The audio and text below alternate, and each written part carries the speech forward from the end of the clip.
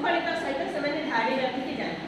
ଆମେ ମଣିଷମାନେ ଯେତେ ଶୃଙ୍ଖଳିତ ନୁହନ୍ତି, ସେ ପିମ୍ପୁଡ଼ି ଏତେ ଛୋଟ ପ୍ରାଣୀ କିନ୍ତୁ ସିଏ ଭାରି ଶୃଙ୍ଖଳିତ ହେଲା। ଟିକେ ଟିକେ ମହୁମାଛି ଦେଖିଥିବ ତମେ, ମହୁମାଛି ଦେଖିଛ ନା? ମହୁମାଛି କ'ଣ କରେ?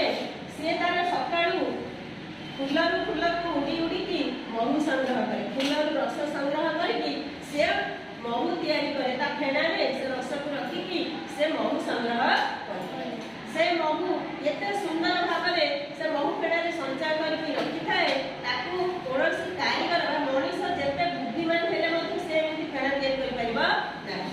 ସେ ଏତେ କୌଶଳର ସହିତ ସେ ଫେଣା ତିଆରି କରିକି ତା ଦେହରେ ମହୁ ଭରିକି ରଖିଥାଏ।